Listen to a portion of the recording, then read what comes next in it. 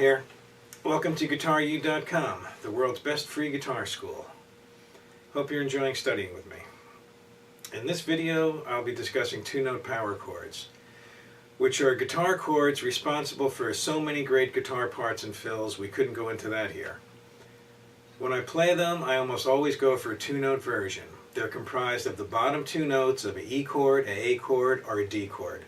So therefore, they fall neatly into our root 6, root 5, and root 4 system that I've been teaching you.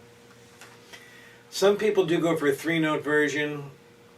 In this video, I will concentrate on the two-note versions, which you will find easy to play, comfortable to play, as well as being very musical. To me, the most important usage of the two-note power chord is to provide thickness and texture to traditional rhythm guitar parts, electric guitar parts, electric acoustic guitar parts, or keyboard parts. Lots of times when you're playing in a band, you're playing a loud, distorted, overdriven setting, and you'll find that just crashing along on all 6 strings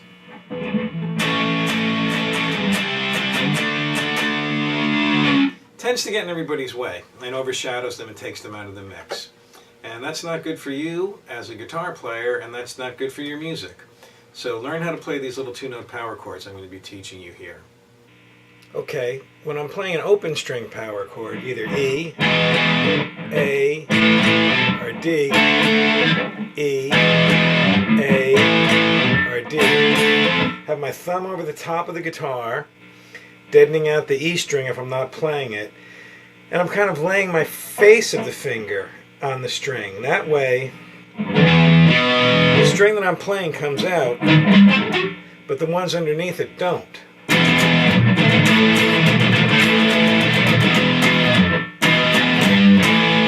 So I can strum a little bit more freely with my right hand and not worry about hitting bad notes or open strings ringing out. And in electric guitar and rock and roll settings, open strings are really bad. They're like the kiss of death because they just sound terrible and they're ringing out all over the place and you just don't want them in there.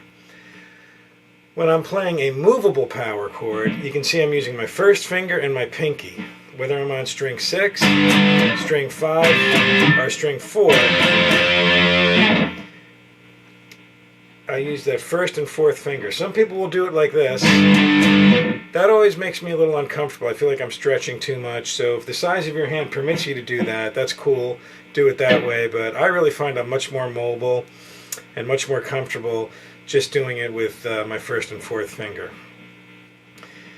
The damping technique, also called muting or blocking, is very important because you're almost always using them in a loud setting, usually a distorted or overdriven one. The power chords also can be used to great effect when playing cleanly, of course. Take a few moments to play the power chords on your guitar. Remember, your eyes and your ability to visualize shapes of chords is critical to the learning process. Here's a good visualization of the E5 power chord. Notice those 2 pink strings? Those are the only ones you're playing. See how the face of my finger is flattened out, laying across the strings I don't want, blocking them? Look at the diagrams to the right.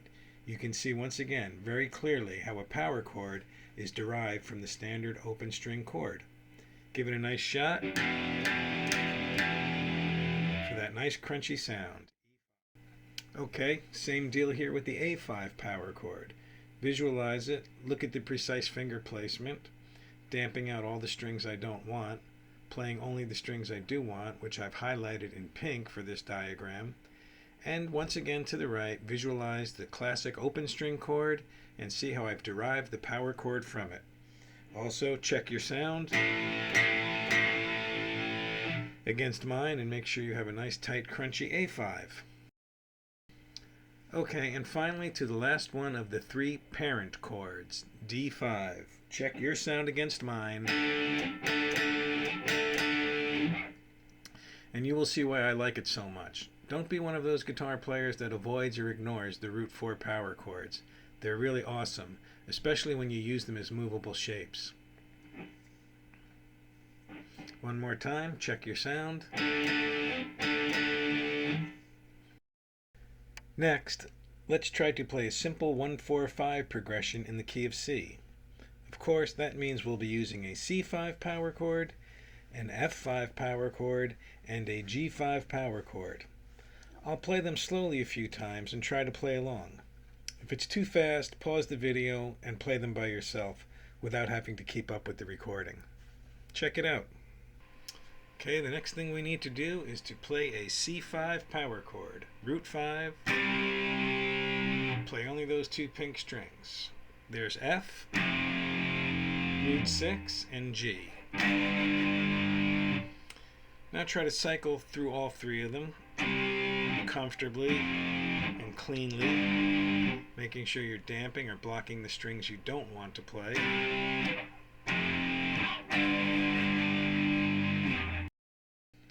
Now let's get our feet a little bit wet, trying to play a basic 3-chord rock vamp.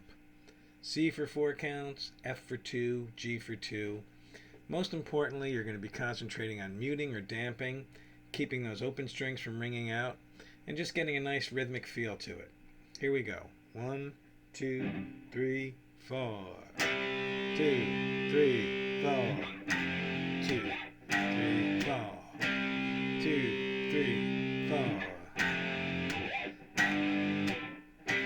2, 3, 4. 2, 3, 4.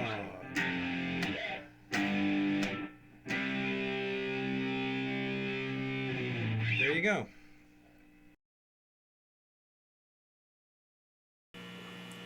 As I said before, the 3-note version of the power chords really give you a lot of extra punch and thickness, especially if you're just with a keyboard player, without another guitar player, or if that's the sound you're hearing.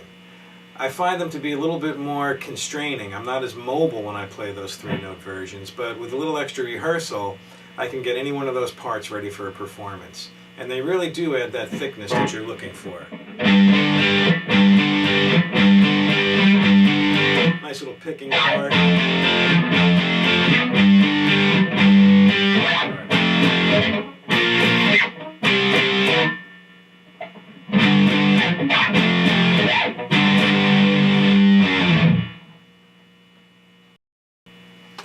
Okay, this is Karl. Thanks for stopping by GuitarU.com, the world's best free guitar school. I really appreciate your time. I appreciate you checking out my stuff. I hope you're enjoying watching it as much as I'm enjoying making it. I'll see you next time.